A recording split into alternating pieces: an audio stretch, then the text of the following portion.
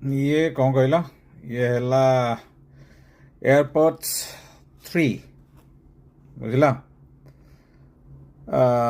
Actually ମୁଁ ମୋ airports ଭୁଲି ଯାଇଥିଲି ଘରୁ। ମୁଁ ଆସିଥିଲି ଲଣ୍ଡନ, ଆସିଥିଲି ଇଂଲଣ୍ଡ ଆସିଥିଲି। ଆଉ ମୋ ଏୟାରପୋର୍ଟସ୍ ମୁଁ ଭୁଲି ଯାଇଥିଲି। ତେଣୁକରି 19 ତାରିଖରେ ମୁଁ ଏୟାରପୋର୍ଟରୁ ଏଇଟା କିଣିଲି, ହିଥ୍ରୋ ଏୟାରପୋର୍ଟ ଟର୍ମିନାଲ 5ରୁ। କାରଣ ମୋ ପ୍ଲେନ୍ ଥିଲା 19 ତାରିଖ ସକାଳେ ଥିଲା 10ଟାରେ, ସୁଇଜରଲ୍ୟାଣ୍ଡ ଜୁରିକି ଆସିବାର ଥିଲା। ଆଉ ମୁଁ ଏମିତି ର୍ୟାଣ୍ଡମଲି ଯାଇକରି ସେଠି ଏୟାରପୋର୍ଟରେ, ମାନେ ସେଠି ସବୁ ଡ୍ୟୁଟି ଫ୍ରି ଥାଏ, ତ ସେଠି ପଚାରିଲି। ମୁଁ କହିଲି ଆସିଯାଇଛି ମାନେ 3 ଜେନେରେସନ୍ଟା ଯେଉଁଟାକ। ସେ କହିଲେ ହଁ ଜଷ୍ଟ ପହଞ୍ଚିଲା 5-10 ମିନିଟ୍ ହେଲା। ଆଉ ମୁଁ କହିଲି ହଉ ପହଞ୍ଚିଲା ଯଦି ଦିଅ। ନେଲି, ମୋତେ ପଡ଼ିଗଲା କେତେ, ତୁମକୁ ରଫଲି କହୁଛି 220 ପାଉଣ୍ଡ ପଡ଼ିଗଲା, ବୁଝିଲ। 220 ପାଉଣ୍ଡ ହେଲା ଆସକୁ ଆମର କେତେ ହେଲାଣି ଆସିକିରି କହିଲ NRIରେ। ମୁଁ ଗୋଟେ ଚେକ୍ କରେ। ଇଏ ହେଇଗଲା 26,000 ଟଙ୍କା ପାଖାପାଖି। ଏଇ ଛୋଟିଆ ଜିନିଷଟା ଇଏ ହେଇଗଲା 26,000।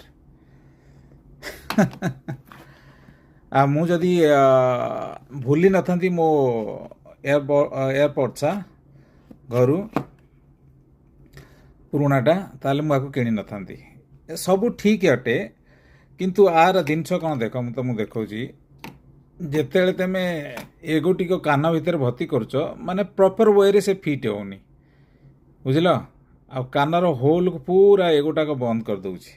ଏଗୋଟିକ ପ୍ରପର ୱେରେ ଫିଟ୍ ହେଉନି। ଆଉ ଯେଉଁଟାକ ଆର ଅଲଗାଟା ଯେଉଁ ମ୍ୟାକ୍ସଟା, ସେଗୁଟାକ ଭଲ ଭାବରେ ମାନେ ଫିଟ୍ ହେଉଛି। ରହିଥ, ଆଉ ଗୋଟେ କଥା, ଆଉ ଗୋଟେ ନୂଆ କଥା ତୁମକୁ ଦେଖାଉଛି।